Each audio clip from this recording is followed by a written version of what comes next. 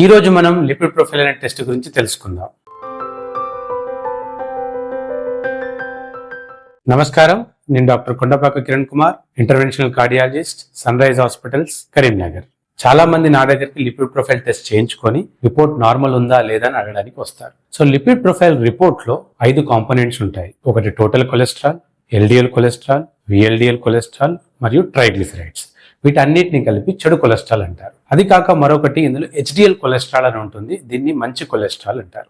ఈ HDL cholesterol మంచి cholesterol ఎందుకు అంటారంటే ఈ హెచ్డిఎల్ పార్టికల్స్ అనేవి మన రక్తనాళంలో పేరుకుపోయిన కొవ్వు పదార్థాలని, అథెరోస్క్లెరోటిక్ ప్రొడక్ట్స్ ని మళ్ళీ లివర్ లోకి ట్రాన్స్పోర్ట్ చేస్తుంది. దీన్నే రివర్స్ కొలెస్ట్రాల్ ట్రాన్స్పోర్ట్ అంటారు. అంటే హెచ్డిఎల్ కొలెస్ట్రాల్ ఎక్కువ ఉండడం వల్ల రక్తనాళాలలో కొలెస్ట్రాల్ పేరుకుపోవడం అనేది తగ్గుతుంది. సో అందుకే దీన్ని మంచి కొలెస్ట్రాల్ అని అంటారు. So HDL cholesterol normal value ఏంటి? సో హెచ్డిఎల్ కొలెస్ట్రాల్ అనేది ఎంత ఎక్కువ ఉంటే అంత మంచిది. మగవాళ్ళల్లో 40 మిల్లీగ్రామ్స్ కంటే ఎక్కువ ఉండాలి, ఆడవాళ్ళల్లో 50 మిల్లీగ్రామ్స్ కంటే ఎక్కువ ఉండాలి. ఎవరికైతే హెచ్డిఎల్ కొలెస్ట్రాల్ ఎక్కువగా ఉంటుందో వాళ్ళకు పక్షవాతం గానీ, హార్ట్ అటాక్ గానీ వచ్చే అవకాశాలు తక్కువ. మరి హెచ్డిఎల్ కొలెస్ట్రాల్ ని ఎలా పెంచుకోవాలి? హెచ్డిఎల్ కొలెస్ట్రాల్ అనేది మన జెనెటిక్స్ ద్వారా వస్తుంది. కొందరిలో ఆరోగ్యకరమైన ఆహారం తినడం వల్ల, రెగ్యులర్ గా ఎక్సర్సైజ్ చేయడం వల్ల, రెగ్యులర్ గా ఫిజికల్ యాక్టివిటీ చేయడం వల్ల హెచ్డిఎల్ కొలెస్ట్రాల్ ని పెంచుకోవచ్చు. ఈ హెచ్డిఎల్ కొలెస్ట్రాల్ ని మందులు వాడి కూడా పెంచుకోవచ్చు. కానీ మందులు వాడడం ద్వారా ఆర్టిఫిషియల్ గా పెరిగిన హెచ్డిఎల్ కొలెస్ట్రాల్ లెవెల్ అనేది హెల్త్ బెనిఫిట్స్ అనేది అంతగా ఇవ్వదు. కాబట్టి మన న్యాచురల్ మెథడ్స్ అయిన హెల్దీ ఫుడ్ మరియు ఫిజికల్ ఎక్సర్సైజ్ ద్వారా పెంచుకునే హెచ్డిఎల్ కొలెస్ట్రాల్ మాత్రమే మనకి హెల్త్ బెనిఫిట్స్ ని అందిస్తుంది.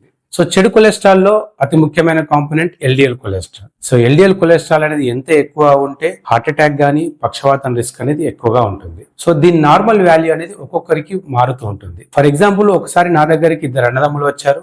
ఒకతని ఎల్డిఎల్ కొలెస్ట్రాల్ 80 ఉంది. అతనికి మీ ఎల్డిఎల్ కొలెస్ట్రాల్ ఇంకా తగ్గాలండి, మందులు వాడాలని చెప్పాను. ఇంకొకతని ఎల్డిఎల్ కొలెస్ట్రాల్ 90 ఉంది. అతనికి బానే ఉందండి, మీరు మందులు వాడాల్సిన అవసరం లేదని చెప్పాను. అప్పుడు ఎవరికైతే ఎల్డిఎల్ కొలెస్ట్రాల్ 80 ఉంది అంటే తక్కువ ఉన్న అతను నన్ను అడిగాడు, సార్ నాకు 80 కొలెస్ట్రాల్ ఉంది, మీరు తగ్గించాలని చెప్పారు, మందుల డోస్ పెంచారు. మా తమ్ముడికి 90 కొలెస్ట్రాల్ ఉంది, ఎక్కువ ఉంది, కానీ మీరు మందులు వాడాల్సిన అవసరం లేదని చెప్పారు, ఎందుకని అడిగారు. సో ఇప్పుడు దీని గురించి తెలుసుకుందాం మనం. సో ఎల్డిఎల్ కొలెస్ట్రాల్ అనేది మనకున్న రిస్క్ ఫ్యాక్టర్స్ ని బట్టి మన డిజైర్డ్ లెవెల్స్ అనేది ఉంటుంది. ఫర్ ఎగ్జాంపుల్, ఒక పేషెంట్ కి ఏ రిస్క్ ఫ్యాక్టర్స్ లేవు అంటే హైపర్ టెన్షన్ లేదు, బీపీ లేదు, పొగాకు సంబంధించిన అలవాట్లు లేవు, ఫ్యామిలీ హిస్టరీ లేదు, మరియు ఏదో ఒక్క రిస్క్ ఫ్యాక్టర్ మాత్రమే ఉంది అంటే బీపీ గానీ, షుగర్ గానీ, తంబాకు గానీ, ఫ్యామిలీ హిస్టరీ కానీ ఏదో ఒక్కటి మాత్రమే ఉంది. వీళ్ళకి ఎల్డిఎల్ కొలెస్ట్రాల్ అనేది 100 మిల్లీగ్రామ్స్ లోపల ఉండాలి. ఒకవేళ ఈ పేషెంట్ కి 2 రిస్క్ ఫ్యాక్టర్స్ అంటే బీపీ షుగర్ కలిసి ఉండడం కావచ్చు, షుగర్ తంబాకు కలిసి ఉండడం కావచ్చు, BP family history of heart attack ఉండడం కావచ్చు, ఇటువంటి పేషెంట్లలో మనకి ఎల్డిఎల్ కొలెస్ట్రాల్ అనేది 70 కంటే తక్కువగా ఉండాలి.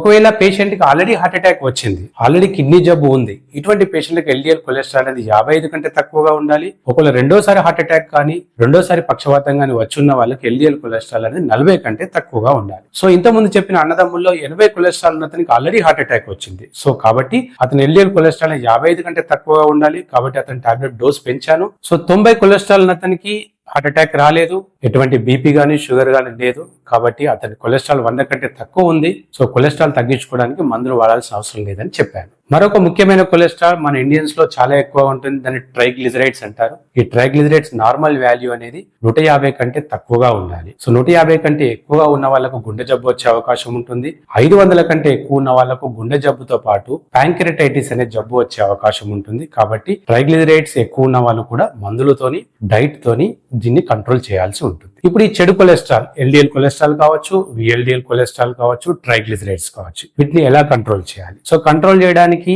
ఒకటి మందులు, దీన్ని స్టాటిన్స్ అంటారు. ఈ మందులు రెగ్యులర్ గా వాడడం వల్ల మన బాడీలో కొలెస్ట్రాల్ తగ్గుతూ వస్తుంది. ఓన్లీ మందులు వాడడమే కాకుండా మనం ఆహారపు అలవాట్లు కూడా మార్చుకోవాలి.